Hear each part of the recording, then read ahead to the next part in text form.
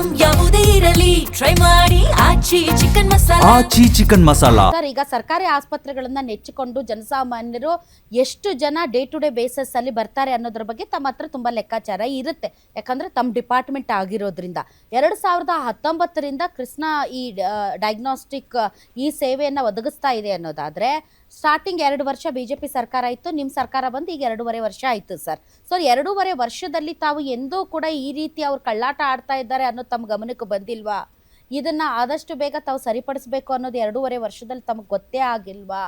ಈಗ 1 ವಾರದಿಂದ ಅವ್ರ ಸೇವೆ ನಿಲ್ಲಿಸಿದ ಮೇಲೆ ತಾವು ಜಾಗೃತರಾದ್ರ? ಅದಕ್ಕಿಂತ ಮುಂಚೆ ಅವ್ರು ಕಳ್ಳಾಟ ಆಡ್ತಾ ಇದ್ದಾರೆ ಅಂದ್ರೆ ಅವ್ರ ಸೇವೆಯನ್ನ ಸ್ಥಗಿತಗೊಳಿಸಿ ನೀವು ಪರ್ಯಾಯ ವ್ಯವಸ್ಥೆಯನ್ನ ಮಾಡಿದ್ದರೆ ಅದು ಬೇರೆ ವಿಚಾರ ಆಗ್ತಾ ಇತ್ತು. ಅವ್ರ ಸೇವೆ ನಿಲ್ಲಿಸಿದ ಮೇಲೆ ಸರ್ಕಾರ ಎಚ್ಚೆತ್ತುಕೊಂಡು ಪರ್ಯಾಯ ಸೇವೆ ಕಲ್ಪಿಸೋದಕ್ಕೆ ಮುಂದಾಗಿರೋದಿದೆಯಲ್ಲ sir, it's not fair on the part of ರೋಗಿಗಳು ಅಥವಾ ಜನಸಾಮಾನ್ಯರು. ಇಲ್ಲ, ನಿಮಗೆ ಬಹಳ ಸುಲಭವಾಗಿ ನೀವು ಅಲ್ಲಿ ಕೂತ್ಕೊಂಡು ಮಾತಾಡ್ತೀರಾ. ಯಾಕಂತ ಹೇಳಿದ್ರೆ ಇದು ಅವರ MRI ಮೆಷೀನು, ಅವರು CT ಮೆಷೀನು, ಅವರು ದುಡ್ಡು ಬಂಡವಾಳ ಹಾಕಿ ಅವ್ರು ಹಾಕಿರುವಂಥದ್ದು. ಸರ್ಕಾರ ಜೊತೆ MOU ಇದೆ. ನಾವು ಹೇಳ್ತಾ ಇದ್ದೋ ನಿಮಗೆ ಈ ದುಡ್ಡು ಕೊಡೋಕ್ಕಾಗೋದಿಲ್ಲ, ಪೇಮೆಂಟ್ ಕೊಡೋಕ್ಕಾಗಲ್ಲ ಅಂತ ವ್ಯಾಜ್ಯ ನಡೀತಾನೆ ಇತ್ತು. ನೀವು ಅದಕ್ಕೆ ದೃಢೀಕರಣ ಕೊಡಿ, ಹಿಂದಿನ ಪೇಮೆಂಟ್ಸ್ ಬಗ್ಗೆ ದೃಢೀಕರಣ ಕೊಡಿ. ಈ ಸ್ಕ್ಯಾನ್ ಅದಕ್ಕೊಂದು ಕೆಲವು ಪ್ರೊಸೀಜರ್ ಇತ್ತು, ಆ ಪ್ರೊಸೀಜರ್ ಪ್ರಕಾರ ನೀವು ನಮಗೆ ಪ್ರೂವ್ ಮಾಡಿದ್ರೆ ನಿಮಗೆ ಆ ಸ್ಕ್ಯಾನ್ಗೆ ದುಡ್ಡು ಕೊಡ್ತೀವಿ. ಈಗಲೂ ಕೂಡ ಹಳೆ ಅಮೌಂಟ್ ಏನಿದೆ, ಈ ಸ್ಕ್ಯಾನ್ಗಳದ್ದು ಏನು ಅಮೌಂಟ್ ಇದೆ ಅದು ದೃಢೀಕರಣ ಕೊಟ್ಟರೆ ಈಗಲೂ ಕೂಡ ನಾನು ಕೊಡೋಕೆ ತಯಾರಾಗಿದ್ದು. ಸೊ ಆ ವ್ಯಾಜ್ಯ ನಡೀತಾ ಇತ್ತು. ಸೊ ನಾನು ದಿಢೀರಾಗಿ ಅವರ CT ಮೆಷೀನು, ಅವರ MRI ಮೆಷಿನ್ ನಾನು ವಶಕ್ಕೆ ತಗೊಳಕ್ ಆಗೋದಿಲ್ಲ. ಯಾಕಂದ್ರೆ ಅವರು ದುಡ್ಡು ಹಾಕಿರುವಂಥದ್ದು ನಮ್ಮ ಆಸ್ಪತ್ರೆಗಳಲ್ಲಿ, MOU ಕೂಡ ಮಾಡ್ಕೊಂಡಿರುವಂಥದ್ದು. ಸೊ ಅವರಿಗೆ ನಾವು ಈ ದುಡ್ಡು ಕೊಡಕ್ ಆಗೋದಿಲ್ಲ ಅಂತ ನಾವು ಕ್ಲಿಯರ್ ಕಟ್ ಆಗಿ ಹೇಳ್ತಾನೆ ಇದ್ದು. ಅವ್ರು ಅದಕ್ಕೆ ಒಪ್ತಾ ಇರಲಿಲ್ಲ, ಅವ್ರ ಪತ್ರಗಳು ಬರೀತಾ ಇರ್ತಾರೆ, ಅದು ನಡೀತಾ ಇತ್ತು. ಈಗಲೂ ಅದೇ ಹೇಳ್ತಾ ಇರುವಂಥದ್ದು, ನ್ಯಾಯಯುತವಾಗಿ ಕೊಡೋದಕ್ಕೆ ನಾನು ತಯಾರಾಗಿದ್ದೇನೆ. ಅದಕ್ಕೋಸ್ಕರ ಅವರಿಗೆ ನಾನು ಅದನ್ನು ಹೇಳ್ತಾ ಇದ್ದೀವಿ. ಈಗ ಅವರು ಈ ರೀತಿ ಕ್ರಮ ತಗೊಂಡಿರೋದ್ರಿಂದ ಈಗ ನಾವು ಕೂಡ ಕಠಿಣ ಕ್ರಮ ತಗೊಳ್ಬೇಕಾಗ್ತದೆ. ನಾವು ಕೂಡ ಇನ್ನು ಮುಂದಕ್ಕೆ ಯಾಕಂದ್ರೆ ಜನರಿಗೆ ತೊಂದರೆ ಮಾಡ್ತಕ್ಕಂಥ ಕೆಲಸಕ್ಕೆ ಅವರು ಕೈ ಹಾಕಿದ್ದಾರೆ. ನಾವು ಕೂಡ ಇವತ್ತು ಮುಂದಿನ ಏನು ಕ್ರಮ ತಗೊಳ್ಬೇಕು ನಾವು ನೋಡ್ತೀವಿ. ಜನರಿಗೆ ಮಾತ್ರ ಪರ್ಯಾಯ ವ್ಯವಸ್ಥೆಗಳನ್ನು ಮಾಡಿಸುವಂಥದ್ದು ನಾವು ಮಾಡಿದ್ದೇವೆ. ನಿಮಗೆ ಒಂದು ಮಾಹಿತಿ ಹೇಳ್ತೀನಿ, ಪ್ರತಿ ದಿವಸ ಸರಿಸುಮಾರು ಆವರೇಜ್ ಆಗಿ 30ರಿಂದ 40-50 ಸ್ಕ್ಯಾನ್ ಆಗ್ತದೆ. ಒಂದು 50 ಸ್ಕ್ಯಾನ್ವರೆಗೂ ಹೋಗ್ಬೋದು ಗರಿಷ್ಠ. ಕಳೆದ 3 ದಿವಸದಲ್ಲಿ ಒಂದು 150 ಸ್ಕ್ಯಾನ್ಗಳು ಮಾಡೋಕ್ಕಾಗಿಲ್ಲ ಅಂತ ಇಟ್ಕೊಳ್ಳೋಣ. 150 ಜನ ನೀವು ಹೇಳ್ತಾ ಇದ್ದೀರಲ್ಲ, ಇಡೀ ರಾಜ್ಯದಲ್ಲಿ ದೊಡ್ಡ ಸಮಸ್ಯೆ ಅಂತ ಹೇಳ್ತಾ ಇದ್ದೀರಲ್ಲ, ಸುಮಾರು ಒಂದು 150 ಸ್ಕ್ಯಾನ್ಗಳನ್ನು ಮಾಡೋಕ್ಕಾಗಿಲ್ಲ ಈ 3 ದಿವಸದಲ್ಲಿ. ಸ್ವಲ್ಪ ನೀವು ಮಾಧ್ಯಮಗಳಲ್ಲಿ ಬರೆದಾಗ ತೋರಿಸಿದಾಗ ಅದನ್ನು ವೈಭವೀಕರಿಸ್ತೀರಾ. ಸೊ ನಮ್ಮ ಒಂದು ವ್ಯವಸ್ಥೆಯಲ್ಲಿ ಒಂದು ದಿವಸ ಸರಿ ಮಾಡಿಸ್ತಾ ಇದ್ದೀವಿ. ಈಗಾಗಲೇ ಸರಿ ಹೋಗಿದೆ ಕೆಲವು ಜಿಲ್ಲೆಗಳಲ್ಲಿ. ಯಾಕಂದ್ರೆ ಮೆಡಿಕಲ್ ಕಾಲೇಜ್ ಹತ್ರ, ನಮ್ಮ ಮೆಡಿಕಲ್ ಕಾಲೇಜ್ ಆಸ್ಪತ್ರೆಗಳ ಹತ್ರ ಕೂಡ ಸ್ಕ್ಯಾನ್ಗಳಿತ್ತು. ನೀವು ಮಾತುಕತೆಯಲ್ಲಿದ್ರಿ, ಪತ್ರ ವ್ಯವಹಾರದಲ್ಲಿದ್ರಿ, ಈ ತರ ಸಮಸ್ಯೆ ಆಗುತ್ತೆ ಅಂತ ತಮಗೆ ಗೊತ್ತಿತ್ತು. ಆ ನೀವೇ ನಮ್ಗೆ ಹೇಳ್ಬೇಕಾಗಿಲ್ಲ ಈ ವಿಚಾರದಲ್ಲಿ. ದಯವಿಟ್ಟು ರಾಧಾ ಅವರೇ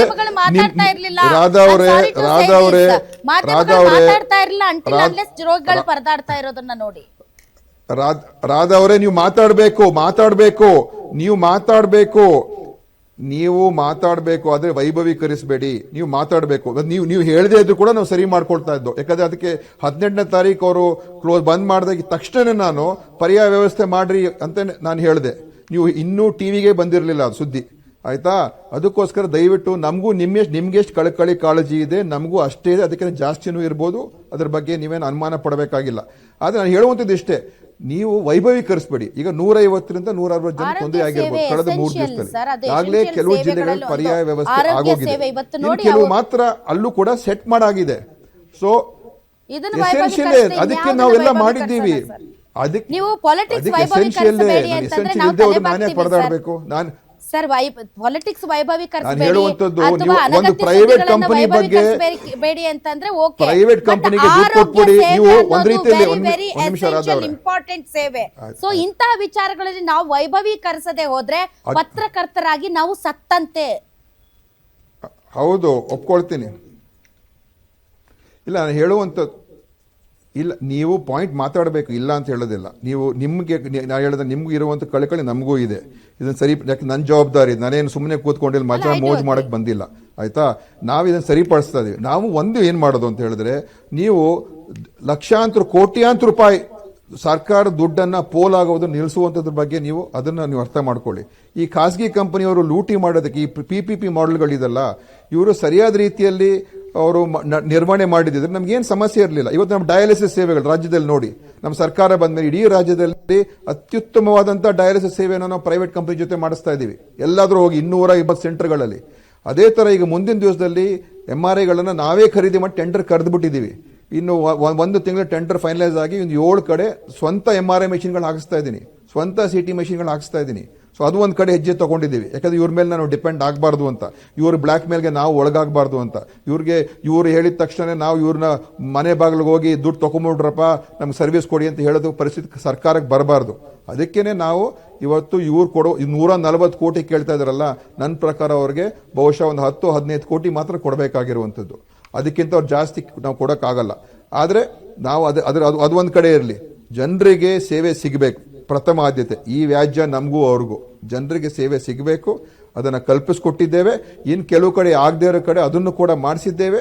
ಅದಕ್ಕೆ ನಮಗೂ ಅಷ್ಟೇ ಜವಾಬ್ದಾರಿ ಇದೆ. ಖಂಡಿತವಾಗಿಯೂ ನೀವು ಮೀಡಿಯಾದವರು ಇದನ್ನು ಹೇಳಬೇಕು, ಹೇಳಬಾರ್ದು ಅಂತ ಹೇಳಲ್ಲ, ಆದರೆ ಯಾವ ರೀತಿಯಾಗಿ ಏನು ಪೂರ್ತಿ ಹಿನ್ನೆಲೆ ತಿಳ್ಕೊಂಡು ತಾವು ಹೇಳಬೇಕು. ಅದಕ್ಕೋಸ್ಕರ ನಾನು ನಿಮ್ಮ ಒಂದು ಚಾನೆಲ್ ಮುಖಾಂತರ ಜನರಿಗೆ ನಾನು ವಿಶ್ವಾಸದ ಮಾತನ್ನು ಹೇಳ್ತಾ ಇದ್ದೀನಿ. ಏನು ತೊಂದರೆ, ಏನು 2-3 ದಿವಸ ತೊಂದರೆ ಆಗಿದೆ, ಬಹುಶಃ ನಾಳೆಗೆ ಎಲ್ಲೂ ಕೂಡ ತೊಂದರೆ ಇರೋದಿಲ್ಲ. ಅದನ್ನು ಮಾಡಿಸುವಂಥದ್ದು ಈಗಾಗಲೇ ಕೆಲವು ಕಡೆ ಸರಿಪಡಿಸಿದ್ದೇನೆ. ಇನ್ನು ನಾಳೆ ಅಷ್ಟೊತ್ತಿಗೆ ಎಲ್ಲ ಕಡೆ ಸರಿ ಹೋಗ್ತದೆ ಮತ್ತು ನಾವು ಜನರಿಗೆ ತೊಂದರೆ ಆಗ್ತಾ ಇರೋ ರೀತಿಯಲ್ಲಿ ನೋಡ್ಕೊಳ್ತೀವಿ. ಏನು ಪರ್ಯಾಯ ಸರ್? ಪರ್ಯಾಯ ವ್ಯವಸ್ಥೆ ಅಂದರೆ ಯಾವ ಥರ ಪರ್ಯಾಯ ವ್ಯವಸ್ಥೆ ಸರ್?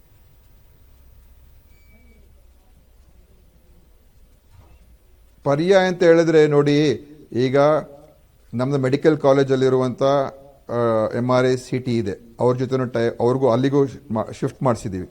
ಕೆಲವು ಖಾಸಗಿ ಡಯಾಗ್ನೋಸ್ಟಿಕ್ ಸೆಂಟರ್ಸ್ ಇದೆ, ಅವ್ರಿಗೆ ನಾವು ನಮ್ಮ ಜೊತೆ ಎಂಪ್ಯಾನಲ್ ಮಾಡಾಗೋಗಿದೆ.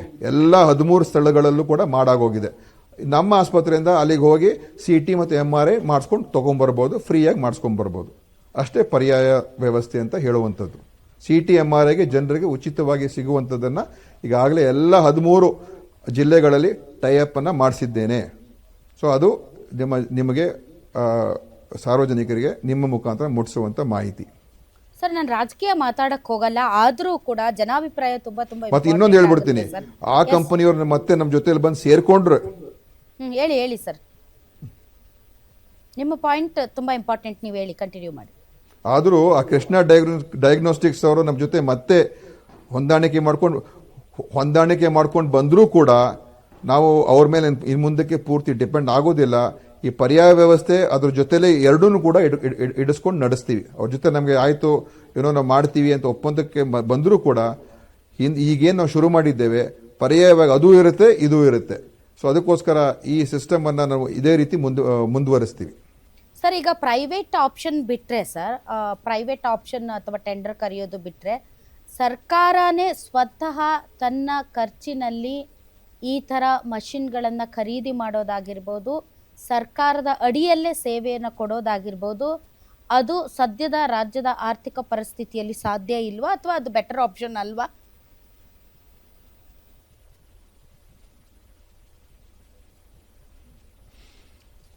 ಇಲ್ಲ, ನಾವು ಅದಕ್ಕೋಸ್ಕರನೇ ಈಗ ನಾನು 7 ಹೊಸ MRI ಮೆಷೀನು ಮತ್ತು CT ಮೆಷೀನ್ಗಳನ್ನು ಖರೀದಿ ಮಾಡೋದಕ್ಕೆ ಟೆಂಡರ್ ಕರೆದುಬಿಟ್ಟಿದ್ದೀನಿ. ಅದು ಟೆಂಡರ್ ಇನ್ನೇನು ಅಂತಿಮ ಹಂತದಲ್ಲಿದೆ.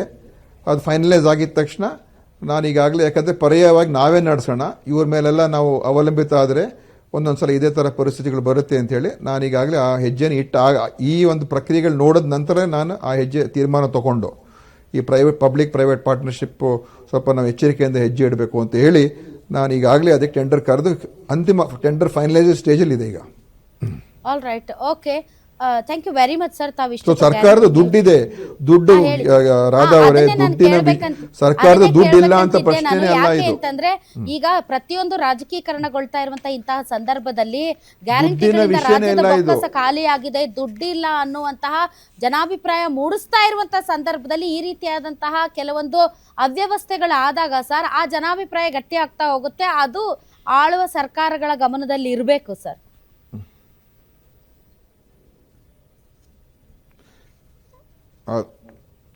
ಇದು ದುಡ್ಡಿನ ವಿಷಯನೇ ಇಲ್ಲ. ಆ್ಯಕ್ಚುಲಿ ಹಂಗೆ ನೋಡೋಕೆ ಹೋದರೆ ನಾನು ರಾಜಕಾರಣ ಮಾಡೋಕ್ಕೆ ಹೋಗಿಲ್ಲ. ನಮಗೆ ಕೇಂದ್ರದಿಂದ NHM ದುಡ್ಡು ಇನ್ನೂ ಬಂದಿಲ್ಲ. ಆದರೂ ಕೂಡ ನಾವು ಈ ಸೇವೆಗಳಿಗೆ ನಮ್ಮ ದುಡ್ಡಲ್ಲೇ ಈಗ ಮಾಡ್ತಾ ಇದ್ದೀವಿ. ಕೇಂದ್ರ ದುಡ್ಡು ಮುಂದೆ ಬರುತ್ತೆ ಅಂತ ಇಟ್ಕೊಂಡು ನಾನೇನು ಅದ್ರ ಕಾಯ್ತಾ ಇಲ್ಲ. ಸೊ ಮತ್ತು ಈ ದುಡ್ಡು ಕೊಡೋದಕ್ಕೆ ನನಗೇನು ಸಮಸ್ಯೆ ಇಲ್ಲ. ಈಗ ಹೊಸ ಮೆಷಿನೇ ಖರೀದಿ ಮಾಡ್ತಾ ಇದ್ದೀವಿ, MRI 7 ಹೊಸ ಮೆಷಿನ್ಗಳನ್ನು. ಸೊ ಅದಕ್ಕೋಸ್ಕರ ದುಡ್ಡಿನ ವಿಚಾರ ಅಲ್ಲ ಇಲ್ಲಿ. ಅನ್ಯಾಯವಾಗಿ ನಮಗೆ ಅನಾವಶ್ಯಕವಾಗಿ ಅವರಿಗೆ ದುಡ್ಡನ್ನು ಕೊಡಬಾರ್ದು, ಪೋಲಾಗಬಾರ್ದು ಅಂತ ಉದ್ದೇಶದಿಂದ ನಾವು ಅವರ ಒಂದು ಇದಕ್ಕೆ ಒಪ್ತಾ ಇಲ್ಲ. ಅದಕ್ಕೋಸ್ಕರ ನಾವು ನಮ್ಮ ನ್ಯಾಯಯುತವಾದ ದುಡ್ಡು ಏನು ಕೊಡಬೇಕು ಅದು 100ಕ್ಕೆ 100 ಅವ್ರಿಗೆ ಕೊಡ್ತೀನಿ ಆ ಕಂಪ್ನಿಗೆ. ನಮಗೇನು ಸರಿ ಇಲ್ಲ ಅಂತ ಅನ್ಸುತ್ತೆ ಅದು ನಾನು ಕೊಡೋಕ್ಕಾಗಲ್ಲ ಅಂತ ಹೇಳಿದ್ದೀನಿ. Thank you very much Dinesh Gundu Rao ಅವರು, ಆರೋಗ್ಯ ಸಚಿವರು. ನಿಮ್ಮೂರಿನಿಂದ ವಿಶ್ವ ಮಟ್ಟದವರೆಗೆ ರಾಜಕೀಯ, ಸಿನಿಮಾ, ಸ್ಪೋರ್ಟ್ಸ್ ಯಾವ ಸುದ್ದಿಯೂ ಮಿಸ್ ಆಗಲ್ಲ. ಬರೀ ಸುದ್ದಿಯಷ್ಟೇ ಅಲ್ಲ, ಜೊತೆಯಲ್ಲೇ ಇರುತ್ತೆ ವಿಶ್ಲೇಷಣೆ. ಗ್ಯಾರಂಟಿ ನ್ಯೂಸ್ ನ ಸಬ್ಸ್ಕ್ರೈಬ್ ಮಾಡಿ, ಫಾಲೋ ಮಾಡಿ, ಕ್ಷಣ ಕ್ಷಣದ ಅಪ್ಡೇಟ್ಸ್ ಪಡೆಯಿರಿ.